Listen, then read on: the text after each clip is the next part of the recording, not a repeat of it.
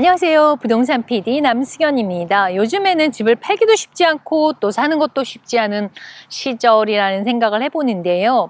특히 집을 팔아야 하는 셀러 입장이라면 언제가 최적기일지를 고민이 많으실 겁니다. 지금 팔아야 하나? 아니면 조금 기다렸다가 한 1월이나 2, 3월 되면 파는 것이 더 좋을까 등등으로요. 어디가 최고점인지는 시간이 지나 봐야 알 수 있잖아요. 그래서 그런 말 있죠. 어깨에서 팔아라 라는 거라고 얘기하는 것 같은데요. 언제 팔아야 할지를 결정하기 전에 아래와 같은 사항들을 한번 체크해 보시면 위험도를 좀 더 낮출 수 있고 그런 결정을 방향을 잡을 수 있는데 도움이 될 거라 생각을 해봅니다. 네, 여기서 변함없이 구독, 좋아요, 알람 설정 클릭 하시고 계속해서 시청해 주시길 바라겠습니다. 감사합니다. 네, 그러면 체크해 볼 사항으로요. 현재 시장의 조건과 지역적인 요소, 매매 시기, 금리 변동, 개인적인 상황, 세금 혜택 및 비용, 경제 전망 등등의 많은 변수에 따라서 작용이 다르게 진행이 될 거잖아요. 그래서 첫 번째, 현재 시장 조건 및 지역적인 요소로요. 현재 주택 시장의 조건을 파악해야 합니다. 시장이 셀러스 마켓이라면 바이어 경쟁으로 인해서 아무래도 가격이 더 높게 매매를 할 수 있을 거고요. 반대로 바이어스 마켓이라면 매물이 시장에 오래 머물게 되고 집값은 하락세로 내려가게 될 것입니다. 또한 지역적인 조건도 중요한데요. 예를 들면 어떤 커뮤니티에 많은 매물이 나와 있으면 경쟁력이 낮아질 것이고 또 인기 좋은 지역에 한두 개의 매물밖에 나오지 않은 경우에는 경쟁력이 높아지게 되므로 판매에 유리하게 작용을 하게 될 거겠죠. 시장 파악을 잘하는 부동산 전문가의 도움을 받기를 추천드립니다. 두 번째, 판매 시기인데요. 언제 파느냐가 정말 중요하죠. 지금이 좋은지 내년이 좋은지 언제 주택을 판매하는 것이 좋을지 고민하시는 분들이 의외로 많으시더라고요. 일반적으로 봄과 여름은 주택시장에서 성수기라고 하고요. 11월, 12월은 땡스기빙이 있고 크리스마스가 있어서 비수기라고 합니다. 물론 커뮤니티 지역마다의 차이가 있기는 하지만 제 개인적인 의견은 아무래도 내년 1월부터 판매를 시작하는 것이 더 유리하다라고 봅니다. 1월이 되면 바이어도 많아지고 셀러도 많아지게 되는 것이 통상적이기 때문입니다. 세 번째, 금리 변동입니다. 현재 높은 모기지 금리는 여러 가지로 방해 요소가 되고 있죠. 지금 8%를 향해 가고 있는데요. 예전 2%, 3%는 정말 옛날이어야가 되어버렸습니다. 어쨌든 다시 말하자면 예전만큼은 아니지만 언제 다시 금리가 4%, 5%로 내려갈 수 있을지 내려간다 하더라도 6% 정도가 될지 4, 5%가 된다든지 그리고 내려간다면 언제부터 내려가기 시작할지를 예측해 보아야 할 텐데요. 정말 잘 알기가 쉽지가 않습니다. 내년 말이 될 것이라는 예측을 많이 하긴 하지만 그보단 더 늦어질 수도 있고 더 빨라질 수도 있겠지만 현재로는 예측 불가이죠. 빠른 금리 폭등으로 현재 부동산 시장은 냉각 상태가 될 만큼 주거 이동의 비율이 현저하게 줄어들었는데요. 이것은 움직이면 손해가 발생할 확률이 높다라고 보는 거죠.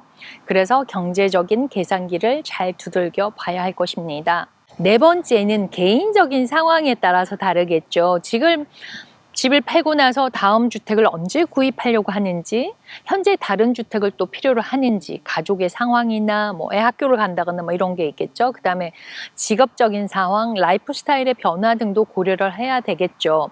이러한 상황은 집을 팔아야 할지 그대로 살아야 할지에 대한 취직의 타이밍에 큰 영향을 미칠 것으로 생각을 합니다. 잘 생각해 보셔야죠.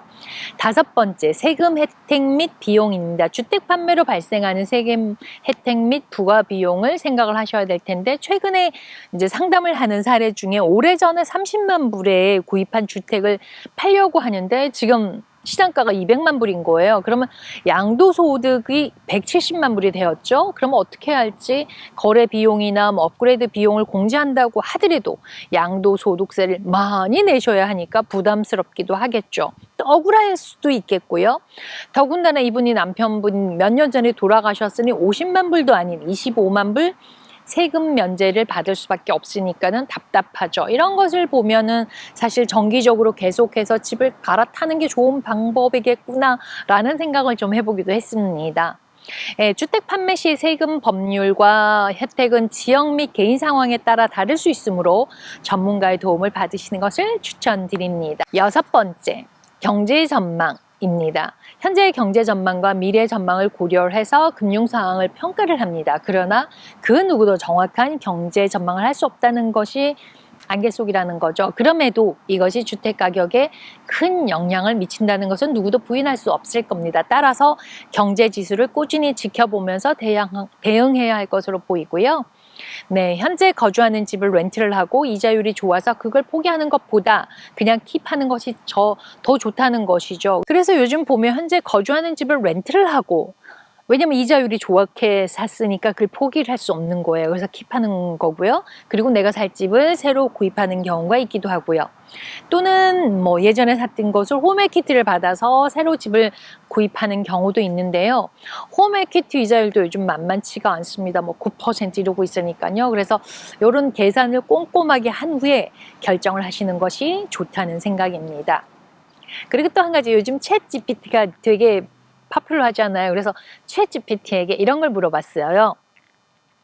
현재 거주하고 있는 집을 팔고 2년 동안 렌트로 거주하다가 이자율이 지금보다 좀 한 2, 3% 떨어지면 그때 다시 집을 구입하는 건 어떨까요? 라고 물어봤더니 이렇게 대답을 해주더라고요.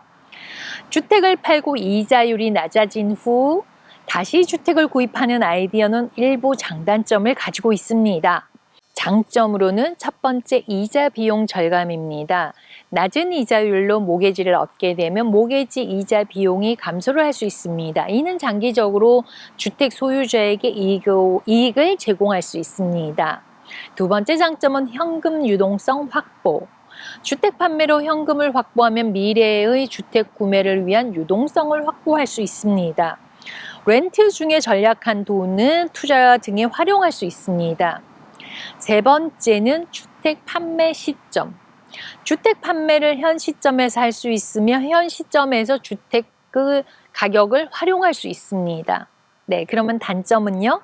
단점 첫 번째는 주택 시장의 불확실성입니다. 주택 시장은 예측하기 어렵고 변동성이 높을 수 있습니다. 주택 가격이 예상과 달라질 수 있습니다. 두 번째, 렌트 비용. 렌트로 생활하는 동안 렌트 비용을 부담해야 합니다. 이 기간 동안 렌트로 지출하는 비용이 다시 주택을 구입했을 때 혜택보다 더 큰 경우 손실이 발생할 수 있습니다. 세 번째, 금리 예측의 불확실성. 이자율이 어떻게 변할지 예측하기 어렵습니다. 2%의 이자율이 감소가 실현이 되지 않을 수도 있기 때문입니다. 네 번째, 판매 및 구매 비용. 주택을 판매하고 다시 구매하는 과정에서 발생하는 부가비용, 중개수수료, 세금 등을 고려해야 합니다. 다섯 번째, 시간적 불확실성. 주택을 팔고 다시 구입하는 데 걸리는 시간을 고려해야 합니다. 주택 판매 및 구매 프로세스에 몇 달 이상 걸릴 수도 있기 때문입니다. 네, 이런 전략을 사용할 때는 신중한 계획과 금융 상담이 필요합니다. 부동산 전문가와 금융 전문가와 함께 상담해서 개인적인 상황과 목표를 고려한 결정을 내릴 수 있을 것입니다. 오늘은 여기까지인데요. 챗GPT도 재밌게 얘기를 해주고 또 신중하라는 말을 해주네요. 예, 지금까지 부동산 PD 남승현이었습니다. 좋은 결정 내리시길 바랍니다. 감사합니다.